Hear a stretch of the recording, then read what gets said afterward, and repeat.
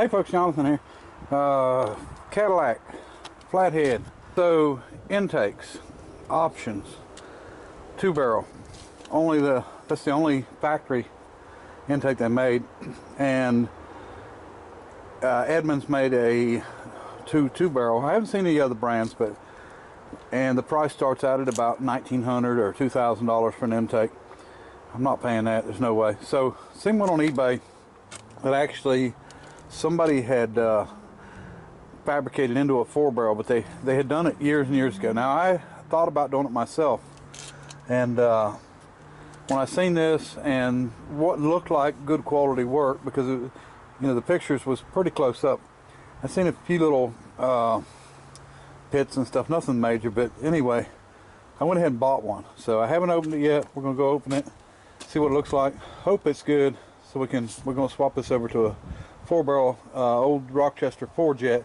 Somebody said something about it. I didn't like to say quadra-jet because I was calling it a 4-jet, but there's a difference between a 4-jet and a quadra-jet. The quadra-jet is a spread bore. The secondaries are much bigger than the primaries. A 4-jet is an old carburetor. The 4-jet has equal size primaries and secondaries, and they're all mechanical. And anyway, they're good carburetors, but they're actually called a 4-jet, just like this is called a 2-jet.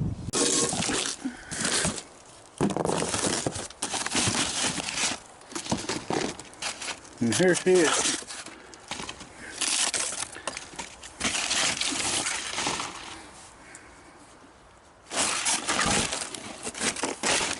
And you can see it was brazed. And they've done a really good job. Yeah, really good job. Actually better than I thought in the pictures. I think we can clean that up, and you see the little bit of pitting I was talking about. We can clean this up, and I don't even think anybody would know it was ever not factory. They've done a really good job on that. I like that. Okay, so while I was finishing up this filming on this intake, FedEx showed back up because they had missed a package, because it was a small package, you didn't see it. And somebody has sent me, I don't know who done it, I appreciate it, cutoff wheels. So we've got plenty of them now, and I was completely out. So, not sure how many there are, but there's plenty to get started for sure. So, no name on it, but I appreciate whoever sent them. Y'all are far too good to me. I do appreciate it. Don't think in any way, shape, or form anybody has to send anything. I'm not real good at accepting stuff anyway. I've worked for everything I've got, and don't expect anything from anybody. But I really appreciate it. I can use them, and I will use them. We'll keep on working. I'm going to try to get some motor mounts done here and transmission mount, and we'll go from there. Front end parts should be here. The springs, everything should be here today. This is FedEx. UPS comes late, but we'll at least have them for the weekend to be able to work. Okay, so UPS showed up while I was sitting here, which is odd because they usually don't come that early, but had a new driver, so maybe they just screwed up and came here early. How about that? But we got our leaf spring, we got all our mounts and parts and heim joints and stuff in there. And Charles Sanford sent me 50 more cutoff wheels. So now we've got 100 cutoff wheels, which the last time I bought cutoff wheels, I bought 200 cutoff wheels, and believe it or not, I used every one of them. So 50 is a lot of cutoff wheels, but I go through a lot of them. Man, I really appreciate it. I really do. So now let's get to work, and we'll break these out and use them some anyway in just a little bit. All right. Okay, folks. So I've gotten my spring, my U-bolts, everything mounted on the front. And when I make my back wings that weld onto the front end, these will actually bolt right into the side of the back wings. So the plan is, as of right now, to go ahead and do the motor mounts. I'm going to move my jacks back to about where the rear end would mount. Then we're going to actually jack this thing up from the spring. And what that's going to do is it's going to put the weight of the engine, the weight of the front of the car on the spring. And that's going to give me a better idea of how far this spring is going to crush and what kind of length we need between it. So that's the plan. Motor mount making time.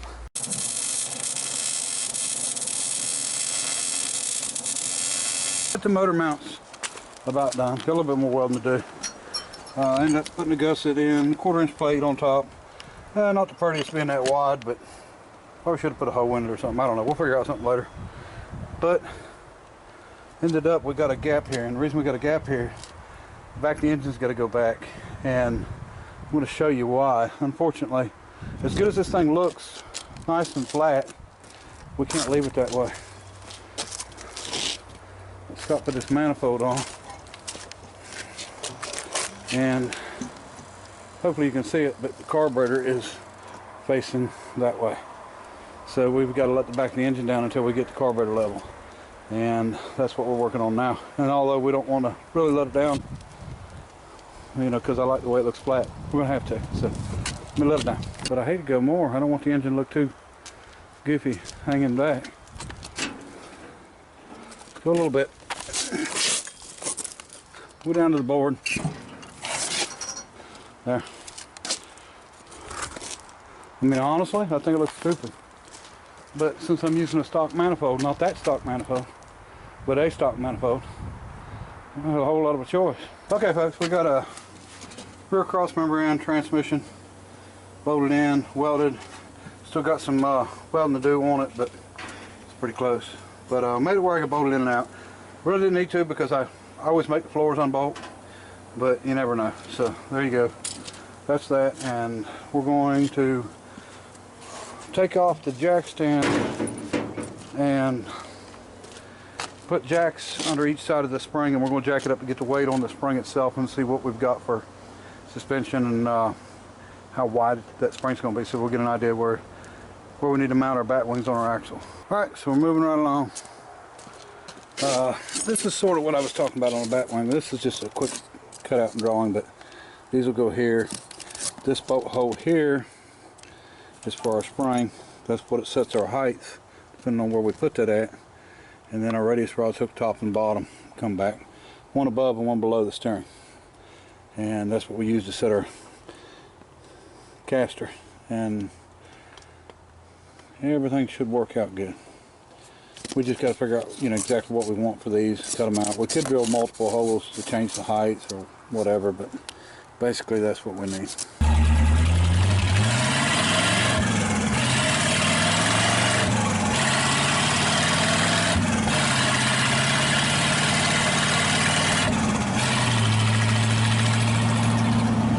Okay, folks, next day, I was gonna do a video, just didn't get it on last night or anything. Didn't do any editing, so I figured I'd just add this one to it, and we'll make maybe a long video. I don't know how it'll turn out or how long it'll be. It's hard to keep track of time when you're videoing. Sometimes you think, well, I've only videoed 5 minutes. You go in, you got 45 minutes, and then sometimes you think you're done 45 minutes and you only got 5. So it's just kind of weird how that works out. But anyway, I guess Nana heard me out here, so she come running. To let you know, we did move the motor mount. Actually re-drilled it and raised it up and then cut it off. And that brought that one to the same height as the other one. That way we could do the frame mounts really easy. Hadn't finished, you know, grinding or anything on all this. So I'm going to grind the frame. We're going to paint everything. Matter of time. But just a matter of time. But I don't like the flat on top of the mount, so we're going to figure something out. I don't know yet. We'll do something. Okay, one of my problems, one of many problems I have, but this is a mechanical problem, not a mental one. But anyway, fan is offset. Fan's offset because the engine I put in the middle. Probably in this car, you know, in the Buick that this was in, the engine probably sit over to the side, and that would have put, you know, the manifold over on that side and equaled things out and all that good stuff. But I chose not to do that. I don't think they look good when they're not centered.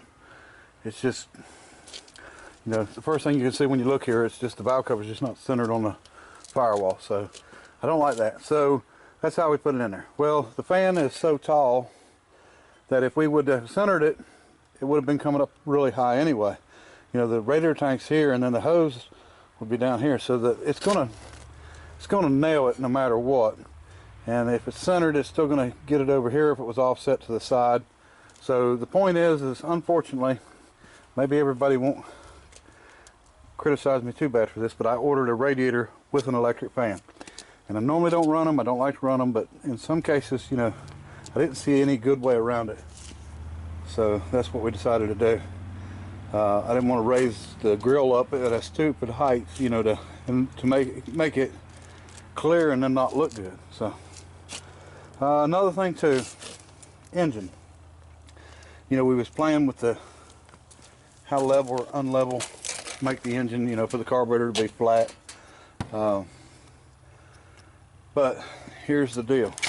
Okay, first off, we've got, or should have, a dual 2-barrel intake and a split exhaust manifold coming for this car. And this is factory stuff, it's not aftermarket.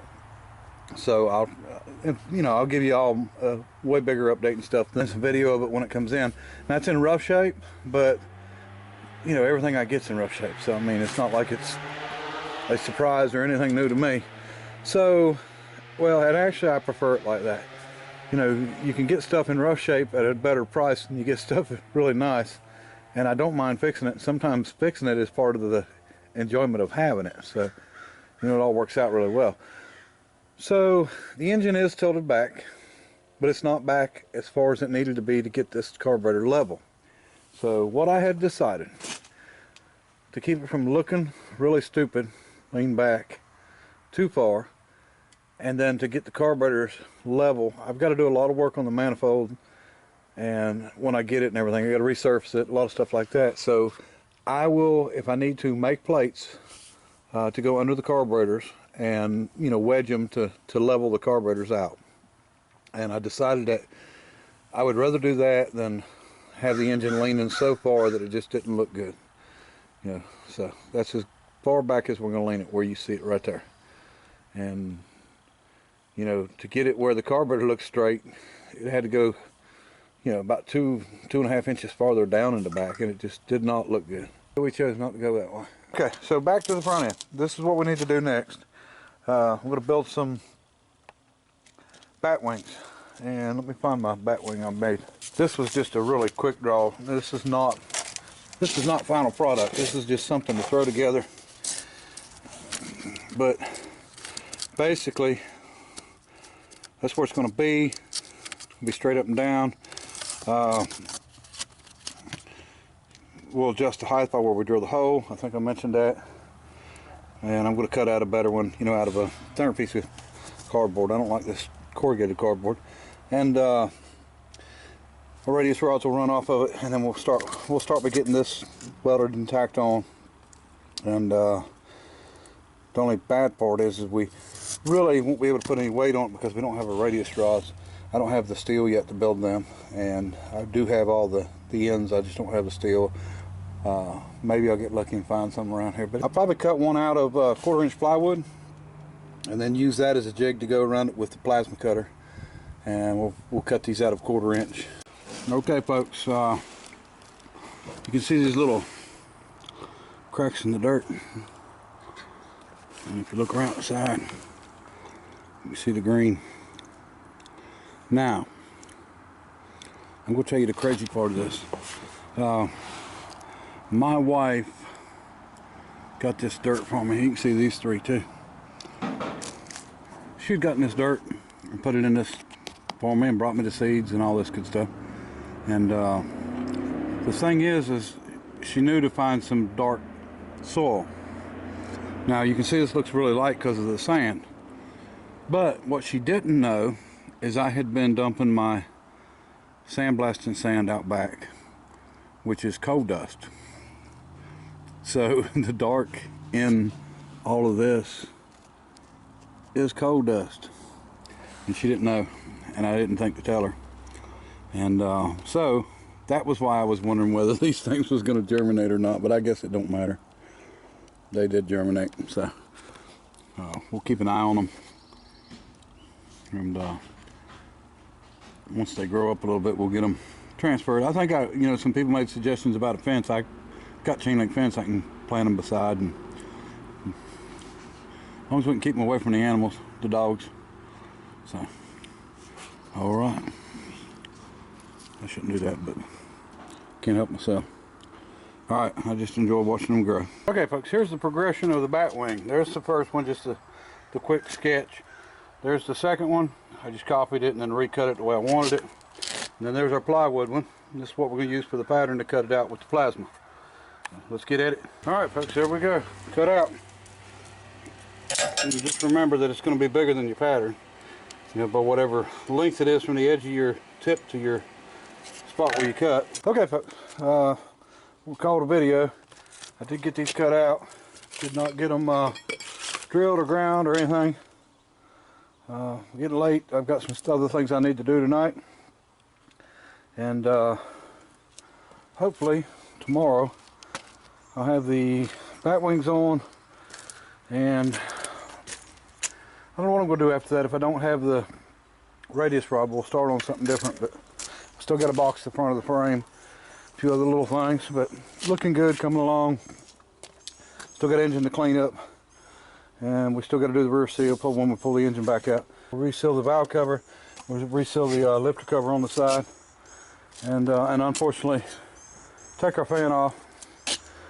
I don't want to, but I foresee a lot of problems, and I think we can just solve them real quick, and it'll be just fine. So, and I think this particular one, I've got that brand new alternator that was on the 6-cylinder that I took out of the 31 coupe, so I think we're going to put it on, and we'll just have to put a little bit wider pulley on it, or machine the pulley out that's on it. It's got like a steel billet pulley instead of the pressed steel one, so might be able to do that. So we've got a little steering changing to do on this rod, and then we need to get that steering link off of the 36 Plymouth. Eventually these will be cut off, and there's just a weld on each. Oh, sorry about that. There's just a weld on each side of them, and somebody had actually mentioned that they was needing one of them, and if they do, get a hold of me, because I'm not going to throw them away. Of course, they'll be around, but if somebody needs them, I'd rather them get to somebody that needs them. And 6-cylinder engine that was in the 31 coupe is now in a 66 Chevrolet van, and it's running and riding, and it's been off-road, I think he said, for 22 years, so that helped him out, getting him rolling. Starting to look like a flivver factory here. All right, appreciate everybody watching. Till next time, bye.